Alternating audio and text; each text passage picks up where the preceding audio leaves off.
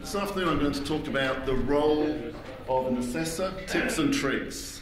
Okay, how this works.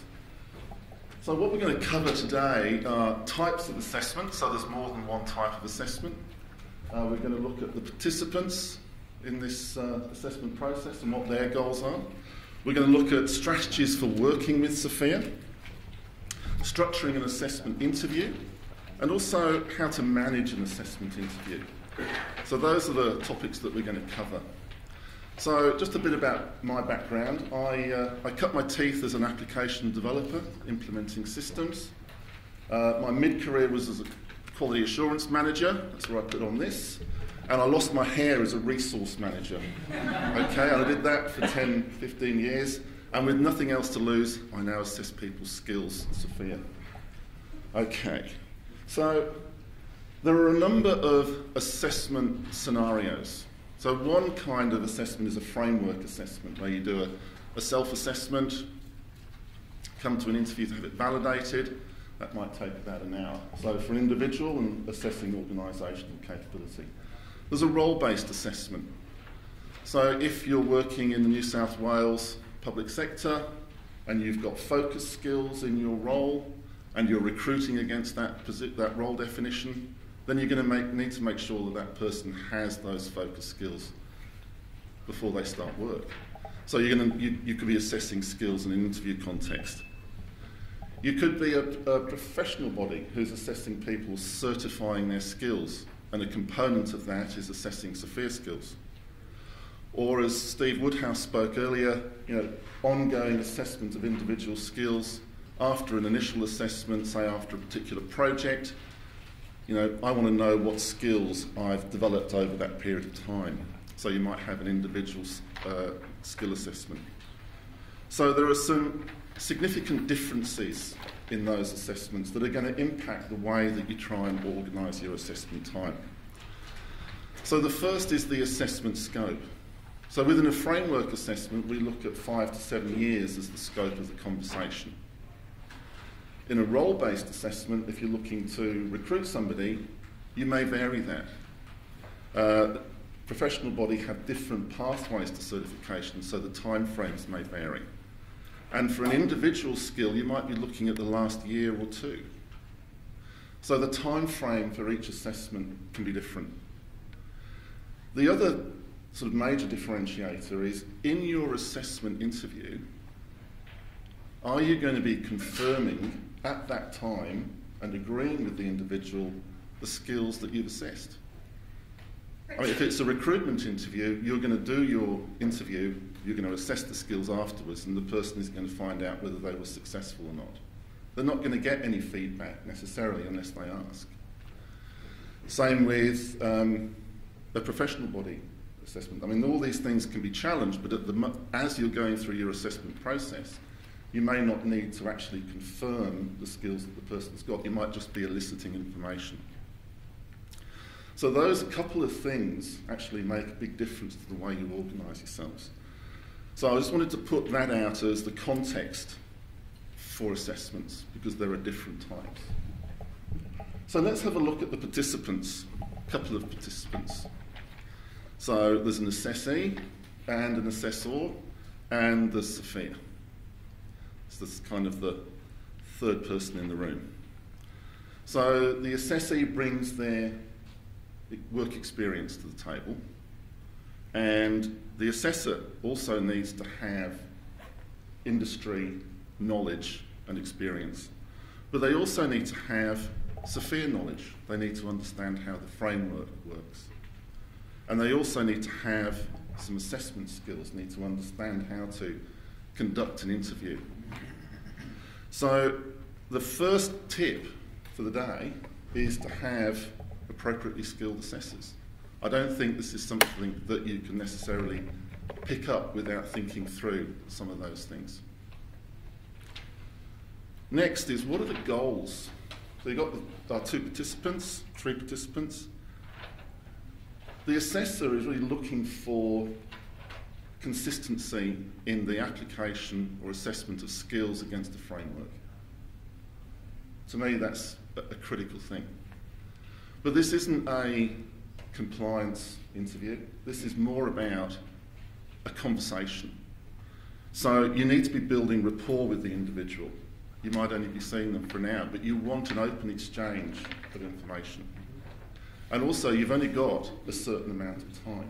You might only have an hour to go through 5 to 7 years of experience. So you need, to me, those are the three things that you need to be considering as an assessor. But in terms of the assessee, you don't know when that person walks through the door necessarily what their goals are. You know, it could be a product of what's happening in the organisation. Are we going through an organisational change? As Steve Woodhouse said this morning, all the rumour and innuendo about the process that they were going through, is this a way of getting rid of me? So these are some of the things that people are having in their mind. You know, the team might have an influence. People might be comparing themselves against their teammates. Somebody else might have come in for an assessment the week before and talked about their assessment, and the person is then comparing.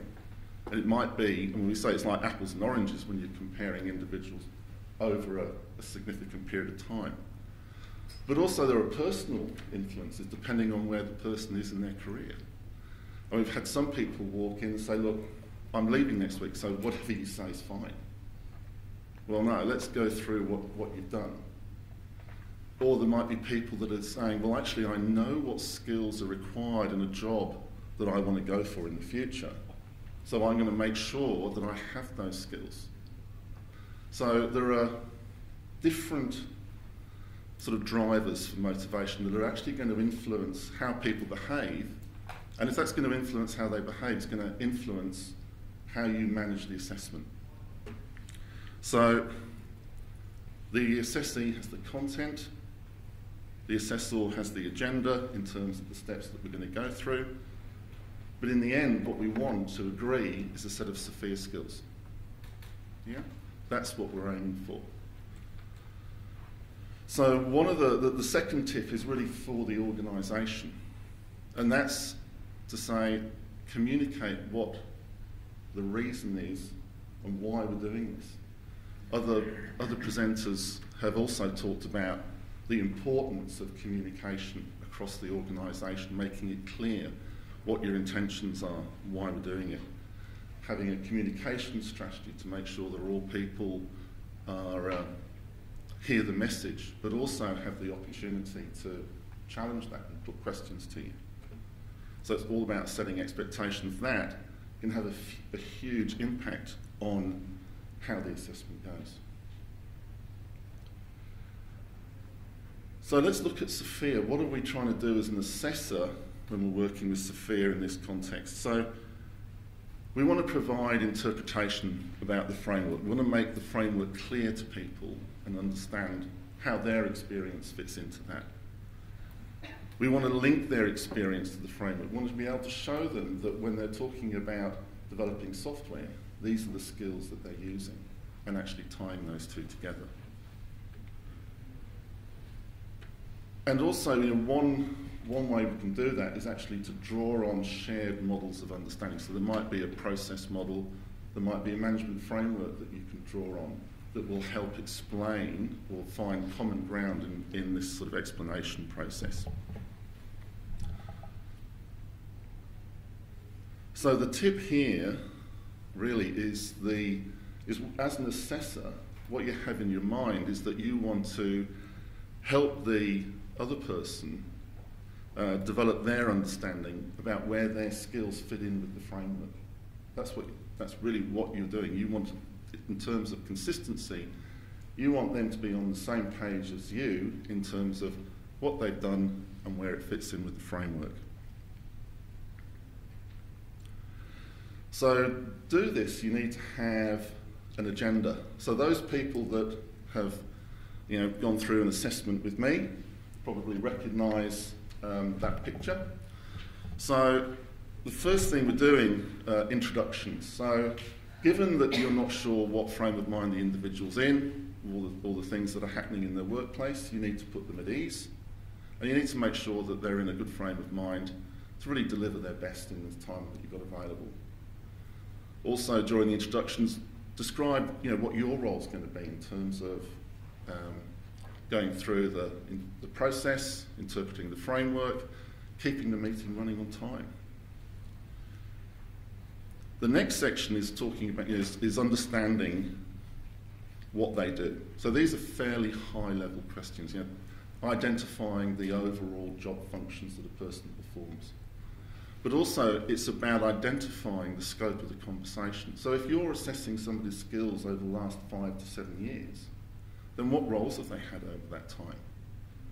So it's about making a very clear distinction about what is inside the scope of this conversation and what's outside the scope. So when we're going through this with individuals, maybe had 2 or 3 roles, we would write down their role name and the period of time that they're in that role. You might have 2 or 3 roles that you're actually going to be assessing. So that forms the scope of the conversation. That's what we're going to be talking about. The next thing to do is start understanding what it is that they do in those roles. So what are their job functions? And once you've got a picture of the job functions, you're then going to think about or talk about their levels of responsibility.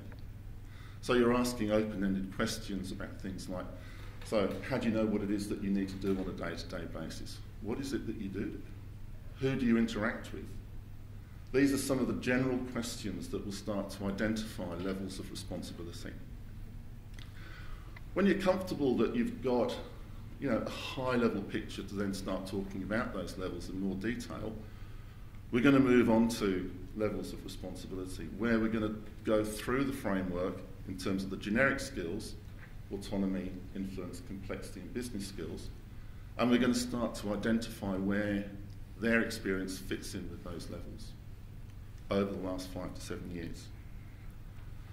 Once we've done that and agreed what level of responsibility a person's at, it's about moving on to the professional skills. And the reason that we structure it that way is that those levels of responsibility filter through into the specific skills. So if a person comes out at level 4, then it's highly likely that most of their skills will be at level 4. They might have some at level 3 that they've used in the past, or they might even have some at level 5.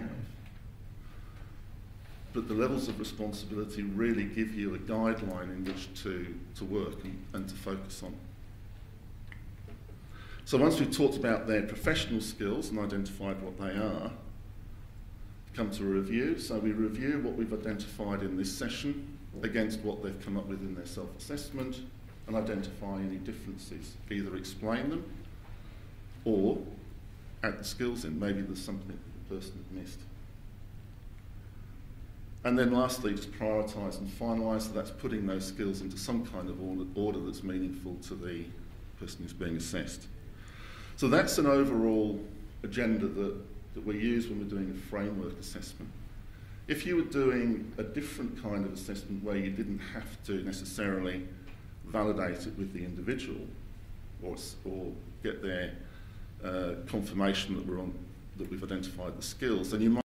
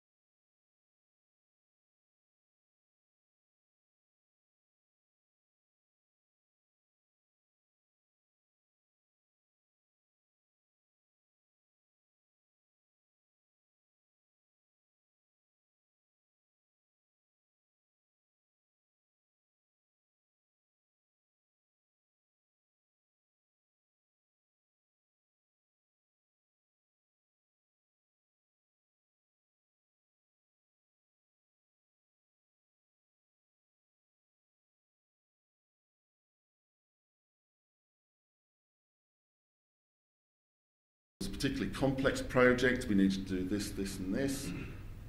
And, the result of it was that we got it in on time, everything was fine. So I actually haven't heard what the person's done.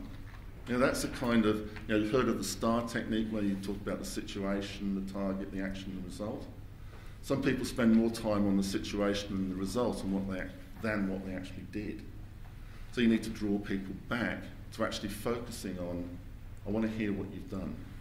So my recommendation to people that are being assessed is to maybe have 20% on the context. We need to understand what the context is, but maybe 80% in terms of what it is that you've been doing in that context. So listening.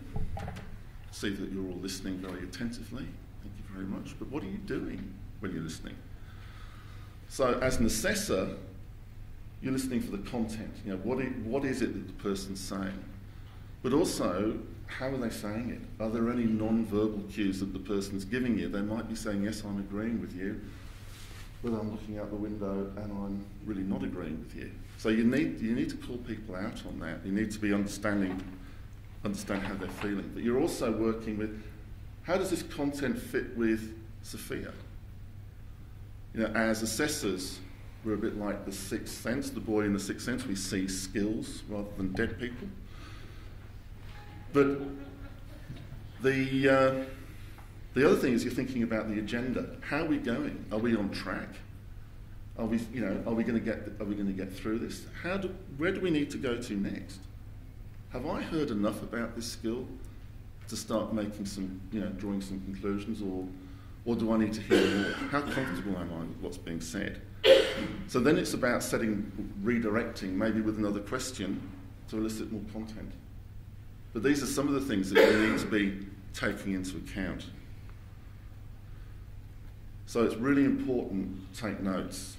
Isn't it, Henry? I was talking to Henry this morning about an assessment we did last year, and it was the notes were a key thing there.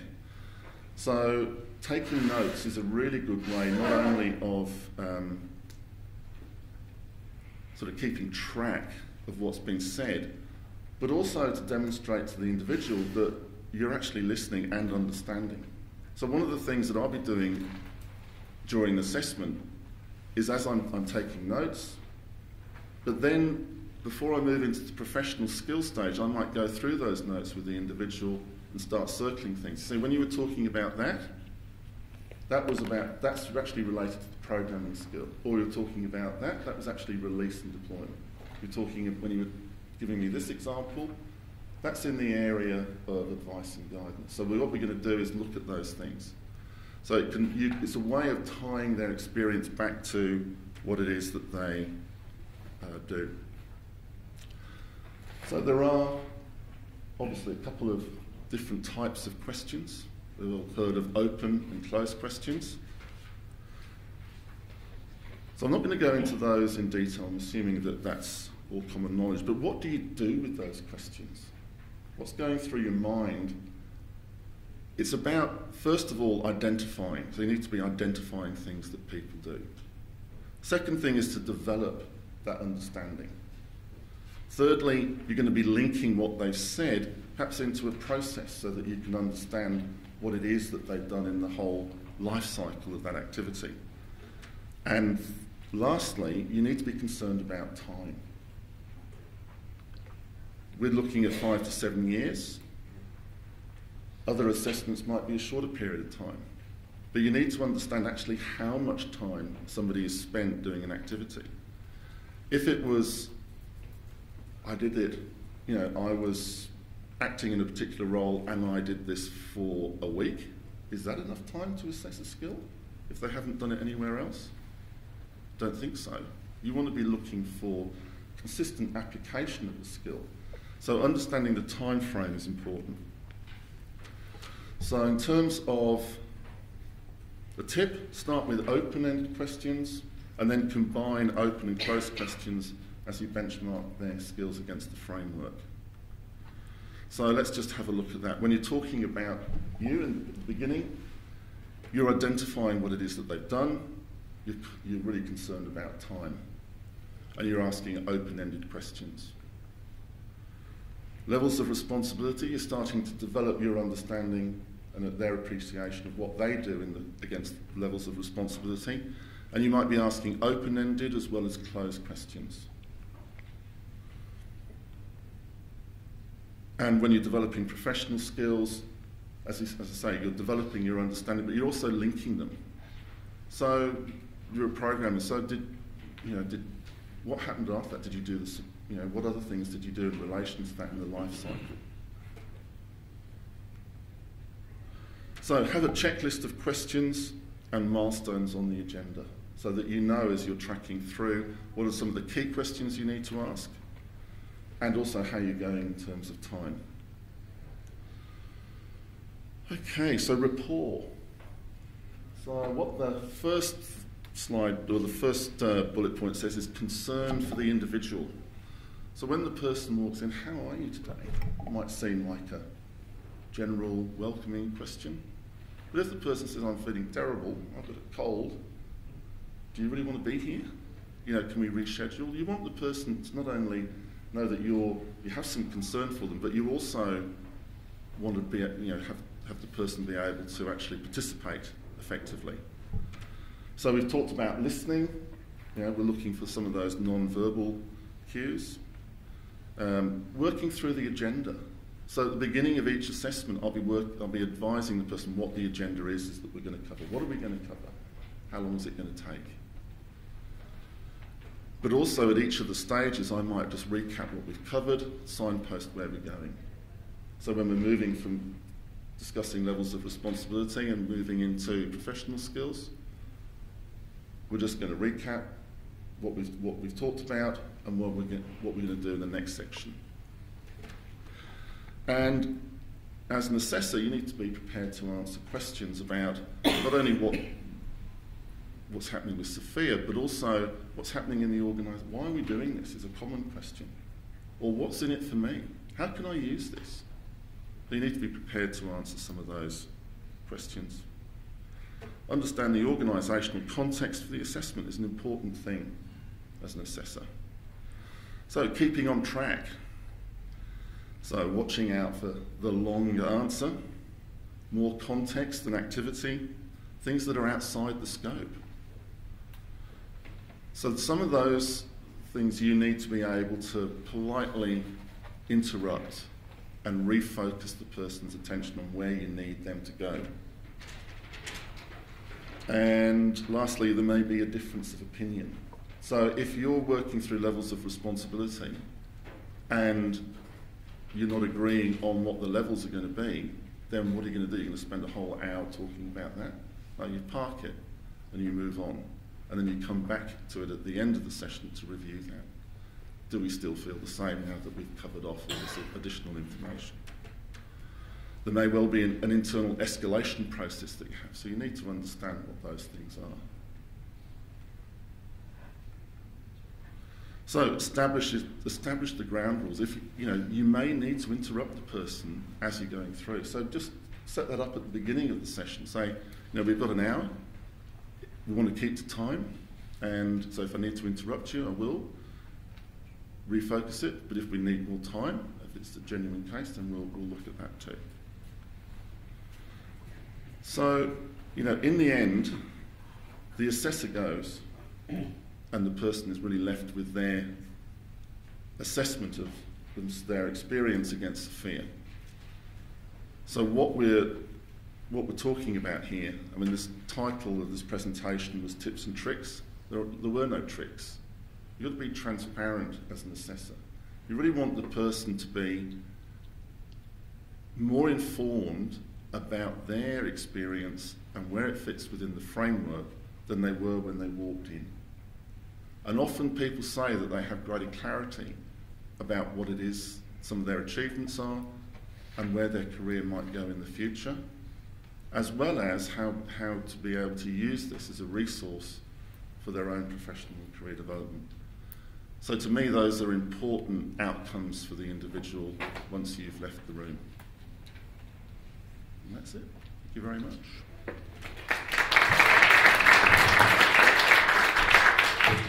So So how are we going for time, Lana? 5 minutes. Any questions? So I'll start with one good presentation. One thing that the other gentleman, Glenn, mentioned in his presentation was to find the I in we. A lot of people who go through assessments are generally quite humble, so they're part of a software development team or, you know, release deployed, whatever it happens to be. So they tend to talk in, we do this, we do that. And I think one of the key things of actually listening is actually finding and understanding what their primary responsibility is. So yes, your team was responsible for, what was your actual role in there? And that really does help with the levels of responsibility. Yeah, absolutely, and I think I had it up on the slide, but I probably didn't talk to it in detail. But noticing those things, as you say, you don't know, you don't want to hear what the team's done, you want to hear what the individual's done. So again, it's a matter of pulling the individual back to, or refocusing them back on what information you need to be able to make an assessment. I've also had people talk about, you know, their achievements. Well, that's fantastic, but you also need to think about, well, what did you do to make those achievements? Yeah, really focusing what the person's done. I can see people wanting to come in, but are there any other questions?